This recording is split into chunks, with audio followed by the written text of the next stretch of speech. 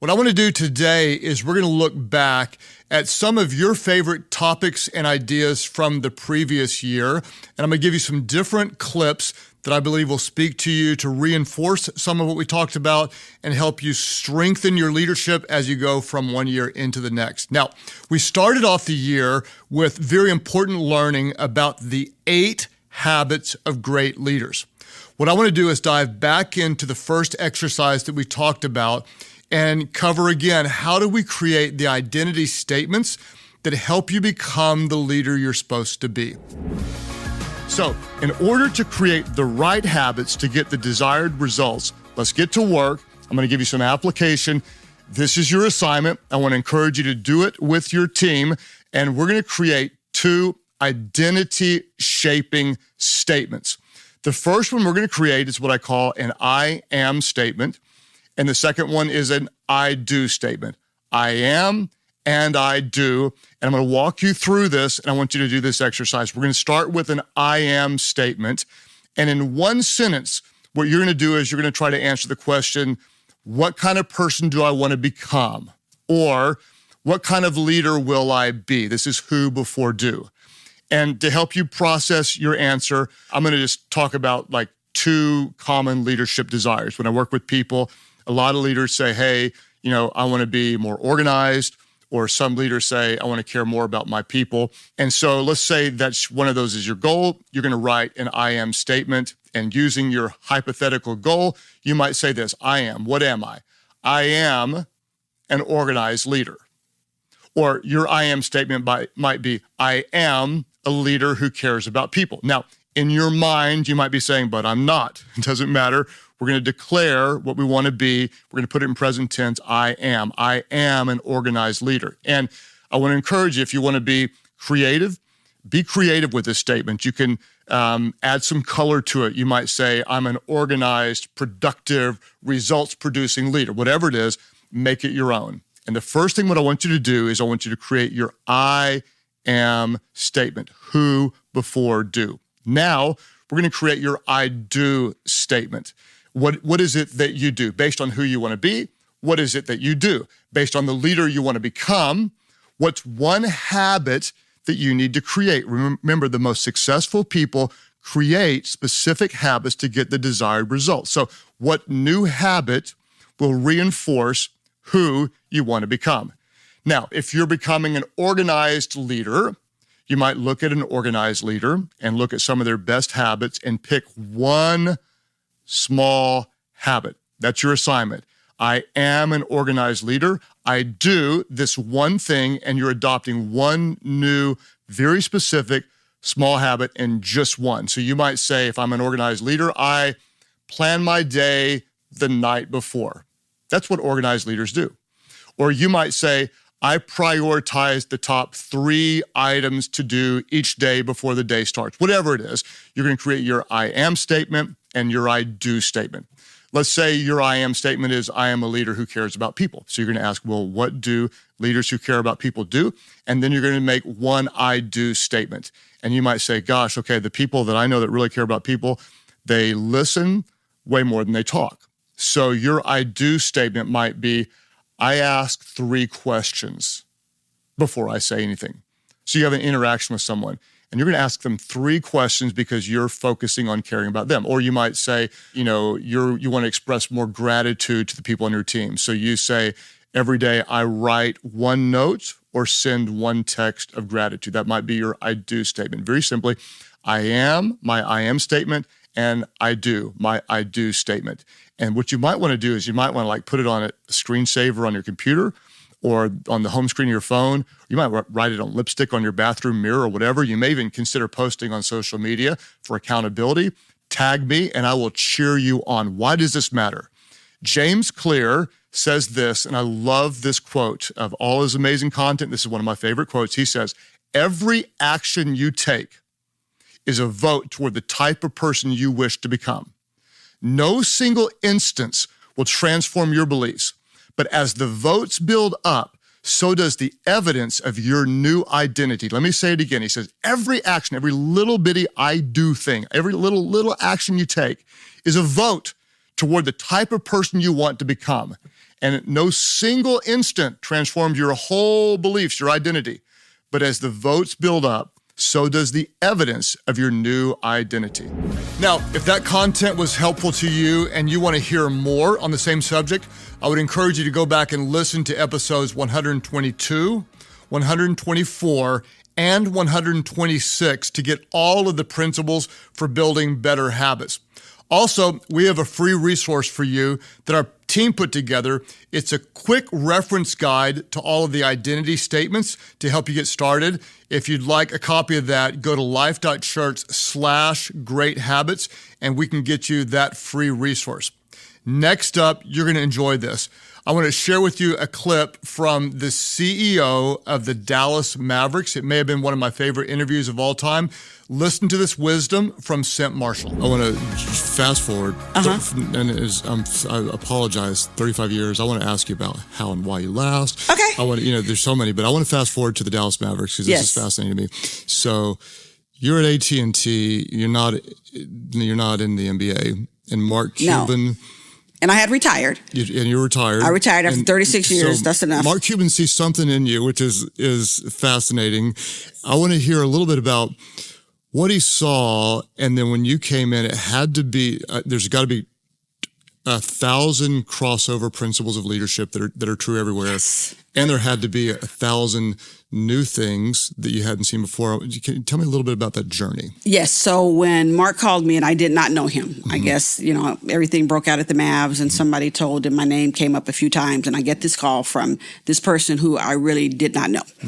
So when I went to see him, and so we kind of, he told me the whole story and I'm thinking, Lord, I don't know if I'm going to do this, but it's a long story, but truly the Lord orchestrated the whole thing. So he made it very clear to me, this is what I was supposed to do at this point in time. And I thought I was getting ready to do something else. That's why you gotta, you gotta be in touch with the man.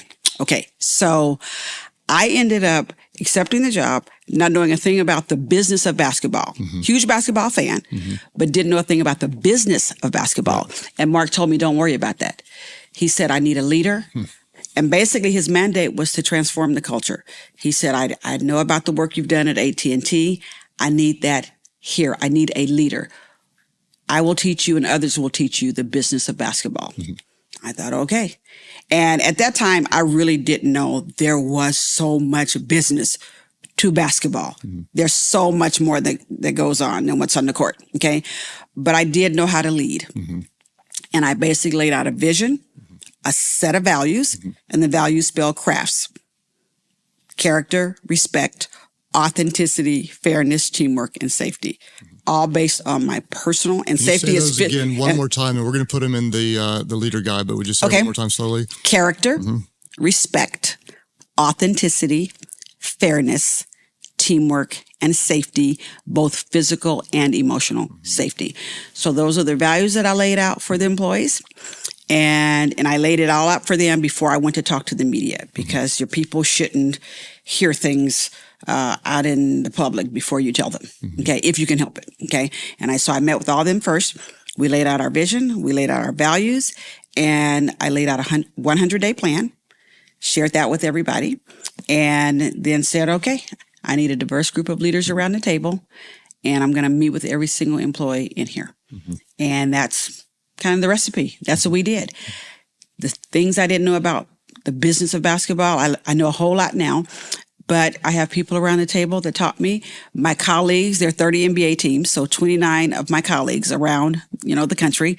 So many of them called me on day one because the competition is only on the court. They wanted me to be successful. They want the Mavs to be successful. And they told me so much stuff. And they still do, about what I need to know about the business of basketball. But my job truly is to lead.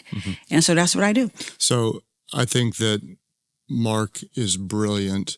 And to believe that you're a great leader and you can come in and learn the business of basketball, that's classic leadership. It really is, because when I think back at it, I'm like, it doesn't make a lot of sense. At first I thought he lost his mind. Because once I started learning about it, I'm like, has he gone crazy? But he is brilliant. He really is a business genius. It was a move that almost no one would have made. Right. And he saw something in you, and you were the right person for it long before you maybe even thought you would be a candidate for it. Right. And here's what's great.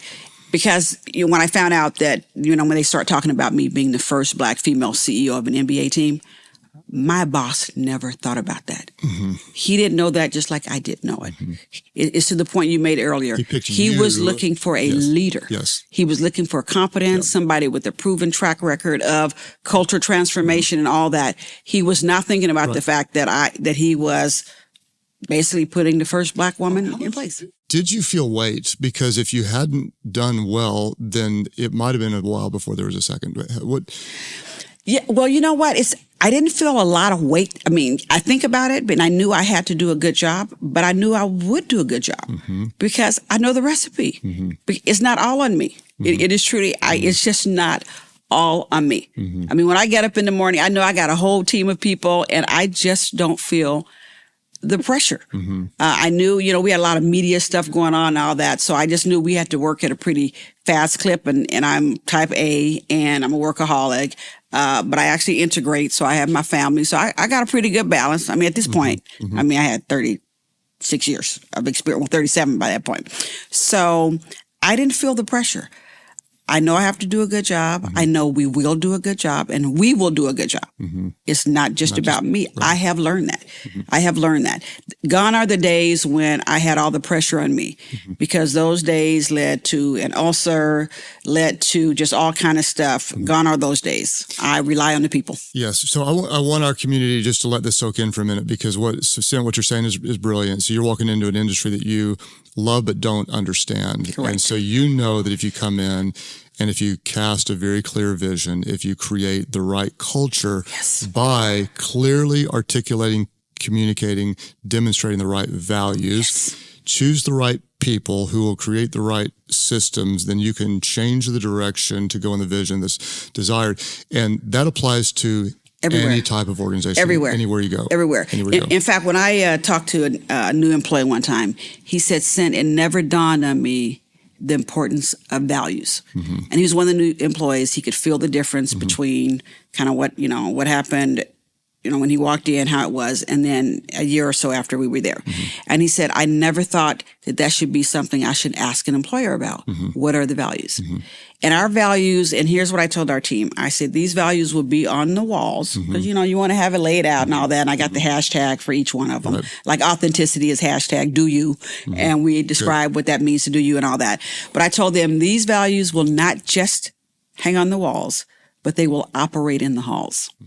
And here's what that looks like. And then we'll give examples. And then I'll say, and we will call each other out when we don't see it. Well, you can just feel the love that Cent has for the people that she leads. And this is such an important quality that we all need to develop if we're going to be effective leaders. And I just want to tell you, if you have not heard the entire conversation with Cent, please stop this right now and go to episode 136. It is a conversation that really will empower you and give you insight from one of the best leaders who's led effectively for decades. Next up, we're going to hear from somebody that is very, very powerful and helpful, Amy Porterfield. She's been called the queen of online marketing, and she is an expert. In our conversation, she talks about working through some of her insecurities because, let's be honest, we all have insecurities, right? And she's going to teach you how to grow in your leadership confidence. Here's Amy. Can you tell me, because this might help some people that are listening right now, how did you work through some insecurities to grow in your confidence as a young and aspiring leader? I have been very insecure for a lot of my journey, to be quite honest. It's ebbs and flows for sure. And I think where I really started to notice it is when I started to build my own business. And so I was in corporate for many, many, many years. And definitely the insecurities came up there, but I wasn't in charge of really big projects. But when I went out on my own and became my own boss, every insecurity that could come flooding in did. I didn't feel like I was enough. I didn't think I was strategic enough. I didn't have the right answers. I didn't have enough education. I didn't look the part. Like all the different things came up. And so I've navigated those for a really long time. And in my book, I talk about this difference between confidence and courage. And I didn't have a lot of confidence, but I don't think you start out with a lot of confidence. I feel confidence is earned, but courage is that faith that you have in a higher power or in yourself. And so I've had to rely on courage a lot of the way through my journey. And it's absolutely been something that's helped me immensely. That's an interesting perspective. I haven't heard someone share kind of that contrast before between courage and confidence. And to me, it's almost like you need confidence and a little stupidity, right? When you're starting out, it's just like you don't even know what you don't know. True. And so you would say that confidence is earned. Can you take me through, and I'd love to know, you mentioned a couple of insecurities, that you're not enough, you weren't strategic enough. Could you pick one of those, maybe one that stands out to you the most, and tell me how you actually earned the right to be confident in that area? Because I think, Amy, as you know, we have so many in our leadership community that just feel inadequate. Most of us don't feel like that we're enough, and you have overcome. You started from scratch and built something really special. I'd like to know that journey of how you built confidence, what it took, and do you own it today? Are you always confident, or do you still backslide into some of the insecurities? So if you can just walk us through that, that'd mean a lot. Okay, so when I talk about this idea of confidence is earned, what I mean by that is when you start to put yourself out there, and in my case, start to build a business, and I do my first launch and it doesn't work out, and then I do another launch and I make a little money, and I do another launch and I start to grow it. That is where the confidence comes in. I have a proven track record. It might be small, but like inch by inch, it's starting to work. So my confidence starts to grow. I'm earning it. I'm putting in the time. I'm putting in the work. But before it starts to work, and it took me a good 2 years before my business really started to work, that's where I had to rely on the courage. Because the number one insecurity I had is that I wasn't good enough. I've always struggled with my weight. As a woman, this is kind of a big through line that we see a lot, where I didn't want to get on video. I didn't want to show my face. I didn't want to put myself out there. So I felt like I wasn't good enough to be on camera. Or I wasn't strategic enough in the sense of I didn't have a business degree. I didn't know how to build an online business. I was making it up as I went. So it just came back to I am not good enough. And so every time something didn't work, I would reinforce that. But here's how I came out of it, and why today I think I absolutely have a lot of confidence, and I absolutely backslide at moments, but then can catch myself pretty quickly, is because I got clear on what I wanted. It all comes down to your why. And for me, this is something I teach to all my students, and that is, what do you want? Why do you want it?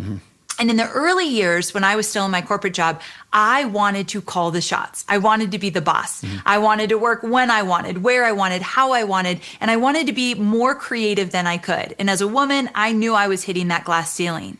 And so when I got clear on what I wanted, in the beginning, it was very selfish. I wanted more freedom. And so every time I would get knocked down, I did my first launch. I made $267. I thought I'd make like $100,000. So I was devastated, got knocked down. But I was like, oh, but I want this bad enough. I'm going to try something new. I'm going to change it up. So I got back up. And that was all courage and faith for me. Absolutely. Until it started to work. And as I mentioned, I would do launch after launch after launch, and it started to click. And so that's when I started to step into confidence. And when I would backslide, ask myself, what did I want?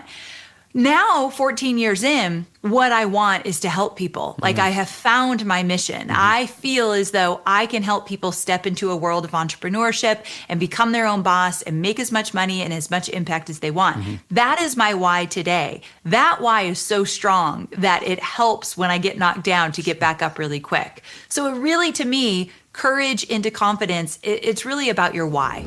Well, I love that principle. Confidence is earned.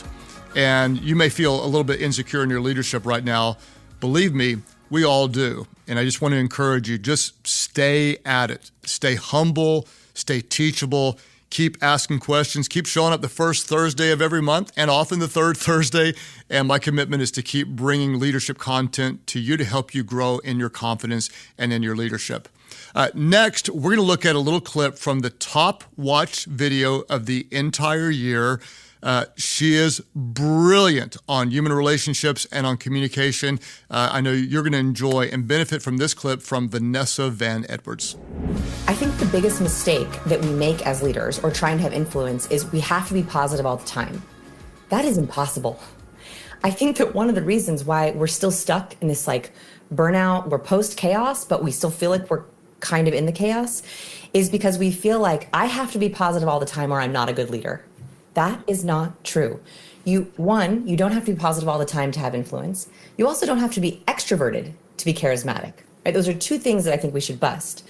So for example, if you walk into a room and you have the pressure on your shoulders of being positive and happy, one, it rings as inauthentic if you don't feel that way.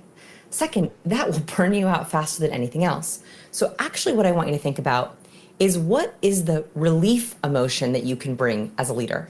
So that isn't often positivity. So let's say that you have a company that's feeling like they're facing a lot of problems or a lot of challenges. The relief emotion to challenge, I think, is togetherness, is unity. So that means you're going in and your number one goal is not pepping everyone up or being responsible for making them happy. No, it's making them feel less alone. And so your approach is, hey, I know we're in it. I know we're in the muck. You are not alone. I feel it too. I woke up today a little bit worried. You're so good at this. When you talk about humility, I think an aspect of humility is sharing the relief emotion. So togetherness, we're in it together, but we're going to figure out how to do it. Here's how we're going to solve it. Or let's say that you feel like your team is burnt out. Well, then all you're bringing is not necessarily positivity. What you're bringing is resetting. How can you reset the energy? How can you bring a refuel in? And that's not necessarily positive, but it's more of an emotion that matches. And then I think people search to you for, this person is bringing me answers. They're bringing me relief. Well, I think that's good news, right? That you don't always have to be positive and you don't have to have it all together, but you do have to be authentic in your leadership. And we say that all the time, that you need to really be real. Bring the whole you to whatever you're leading, because people would rather follow a leader that's always real than one that's always right. And Vanessa has so much more wisdom. Her video has almost 750,000 views on YouTube, and she dives deeper into the skills and techniques of you-focused communication. She talks about how do you communicate with charisma, and she talks about how to ask great questions to really overcome being what she calls herself as a recovering awkward person. So this is episode 118. If you want to check it out, or just type in my name and Vanessa Edwards on YouTube and it will come up there. Now, our last clip is from episode 134. And this is one of my favorite teachings that I've done in a long time. I talk about being strategically unreasonable. A lot of times we feel like, I don't want to be unreasonable as a leader, and we don't all the time, but sometimes we come in with a strategic, unreasonable drive or passion or motivation or calling to do something significant. We know that as leaders, reasonable feels good because it's normal, but sometimes we need to be unreasonable in our leadership. What I want to do is I want to talk to you about unreasonable leadership, because unusual times demand unreasonable leadership. And we are in some very unusual times. Now, when I talk about unreasonable leaders, I wouldn't be surprised if some of you right now have a little bit of PTSD, because you've worked for some unreasonable leaders before in your past, and maybe someone was overbearing or controlling and consistently unreasonable. That's not what I'm talking about. When you generally think about unreasonable leaders, I would say there's three qualities of a bad, unreasonable leader that you see. One is that the worst type of unreasonable leader leads with a top-down force, demanding unrealistic results. There's this top-down, controlling, dogmatic, often arrogant or narcissistic style of leadership with a thumbs down that has no empathy for people, demanding unrealistic results. There's another type of action that unreasonable leaders are often blindly aware of the real issues at hand. They're just out of touch. They don't know what's going on, and this is unhealthy in organizations. A third problem with the wrong type of unreasonable leaders is that they lack empathy that devalues the team and kills morale. They just don't really care about the heartbeat of the people and the culture around them, and it kills the team and the morale. How many of you, honestly, and you can type it in the comment section, how many of you have ever worked for or around a leader like that? Raise your hands. Okay. Whatever you do not point at them, especially if you are their direct report right now. Do not do that. We are working toward love. But when I talk about being unreasonable, I'm not talking about that. I'm not talking about being unreasonable all of the time. I'm not talking about being reckless or careless. I'm not talking about being unreasonable for no purpose. What I'm talking about is what I would call strategic unreasonableness. Because I'll say it again, that unusual times often demand unreasonable leadership. And the reason, if you're taking notes, you can jot this down, is because reasonable leaders tend to produce reasonable results, right? A reasonable leader tends to do what's known and what's expected and what is safe. And that's why progress often depends on unreasonable leaders. Let me warn you, and let me tell you very, very directly, that it takes intentionality to overcome the gravitational pull toward reasonableness. It takes intentionality, it takes initiative to overcome the gravitational pull toward being reasonable in your leadership. And it's not because being reasonable is bad, it's just because being reasonable is easy. It's reasonable. Reasonable leaders are rarely controversial. When you're reasonable in your leadership, it doesn't often require risk. Reasonable leaders rarely rock the boat, and people rarely criticize reasonable leaders. But you are not the normal type of a leader. You know that you have a higher calling, you have a deeper passion, you have a burning fire within you that knows that you weren't created here just to add temporary value, but you're here to make a difference that will outlast you. And so if you want to break out of what is and break into what could be, there will be times, I promise you, you will need to be strategically unreasonable in your leadership. As a leader, I want to encourage somebody here.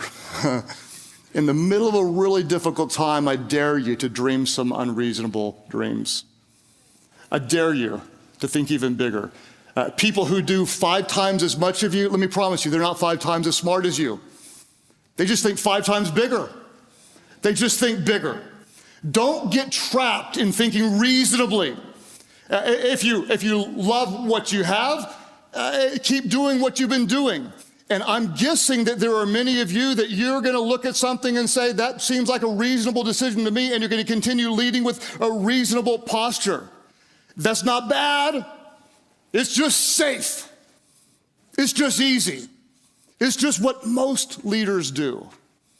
But the good news is, if I can say it again, you're not most leaders. You're not just leading for a financial profit, and you're not just leading to make your life better now, but you're leading for something that will outlast you. You have a higher calling as a leader. So if there's anybody here who might even hear this and think, you know what, I'm a little sick of reasonableness. I'm kind of sick of just doing what's expected, doing what's known, doing what's easy, and doing what's safe. Let me just be clear and let me warn you that being unreasonable is never, ever easy. Unreasonable always means uncomfortable. And I want to encourage you in your leadership to find comfort in being uncomfortable. Find comfort in being uncomfortable. Why? Because growth and comfort never coexist. So, who are you? Who are you? You're a leader. You're a leader. You go first. You have vision. You have passion. You have intuition. You bring out the best in people. You create culture. You add value. You take risks. You steward what God has entrusted to you. You bring it back doubled, tripled, 4 times over. He says, well done, my good and faithful servants. You can be a great business person. Listen to me. People say, well, I'm like a second-class Christian because I'm a business person. No, one of the highest callings is to treat people well, to lead with integrity, to multiply resources, to create jobs, to add value, to do something that makes a difference in this community. You are a leader. And I'm going to tell you right now, your calling is too great and your God is too good for you to play it safe in your leadership. When may you be unreasonable? You may be unreasonable when you sense apathy, and then you step in with unreasonable vision. You may be unreasonable when you see selfishness, or when you smell entitlement, or when you hear baseless excuses from a team that you know you can pull more out of them. You may be unreasonable when you've been leading from a posture of comfort rather than standing up with a boldness of faith. You may lead with unreasonableness when someone tells you why something can't be done, but you know you serve a God who says all things are possible with him. So I would say to you in your leadership, what are you waiting for? It's a very unstable time that demands some unreasonable leadership with integrity, leadership with heart, leadership with core, leadership with conviction, leadership with passion, leadership that stands up and says we can make a difference in this world. There's opportunities to solve, there's problems to be solved, there's opportunities to be seized, and you just look at it and say, somebody's got to do something about this. Might as well be a Bible app, might as well be us. 500 billion downloads a few years later, 500 million. So there's a problem, someone needs to solve it. It might as well be you. It's time to be unreasonable in your leadership. So let our good God awaken you, stir within you, encourage you, stretch you, and inspire you, provoke you to dream unreasonable dreams, to attempt unreasonable things, to lead with unreasonable faith, and watch our God do exceedingly and abundantly more through your leadership, which will impact the world for generations to come. So as we move from one year into the next year, I just want to remind you that there is more in you. Whether you look back and think, wow, that was a really effective year of leadership. Or you may look back and think, I struggled quite a bit. Whatever it is, what I want you to do is I want you to look back and assess your leadership and ask yourself, what can you learn? What did you do well? And what can you do better? What are the specific growth areas that you want to study to push into as you move into a new year? And if you find yourself succeeding wildly or maybe struggling miserably, please know that if you're not dead, you're not done. There is so much more in you. On a side note, I was talking to a business leader this week that just sold a big portion of his company and made a lot of money. And oddly enough, he felt empty, he felt defeated, and he felt discouraged. What's interesting is he had worked so many years toward this goal, and when he achieved the goal, he felt dissatisfied. He felt like there must be something more. And we had a very intimate, very meaningful talk, and I tried to help him realize that there is so much more. What he felt like was a finish line felt defeating to him because he had set a goal to reach this significant milestone, and he had crossed the finish line. I told him another way to look at it is, let's not say it's a finish line, but let's pretend like it's a starting line. In other words, it's 1st and 10. In other words, you just crossed a line, and now the chains have moved. And think about all the opportunities you have now to impact more people. Wherever you are, I just want to tell you, it's 1st and 10. Whatever happened in the past, it's gone. You have more opportunities to impact more people and make a bigger difference than ever before. Don't let any voice talk you out of being the leader that God created you to be. I believe it's my calling to walk alongside you, to love you, to cheer for you, to invest in you, and to help you get better in your leadership. Be serious about it. Remember, get the leader guide at Life.Church/leadership podcast. And if you're a part of our community, share it. Invite others to be out there with us. Join in every single month. If you haven't rated or reviewed the content, write a review. That'll help us reach more people. And let me tell you what's coming up in the next episode. I've got a very powerful conversation with a good friend of mine, Louis Giglio. He's the founder of Passion Church, and he leads what I believe is probably the biggest movement of young adults anywhere in the world. You're going to want to learn from him. It's a very powerful conversation. Let's look back and let's look forward. Let's believe that the year to come will be your most effective year ever. You cannot do it on your own. Surround yourself with great people.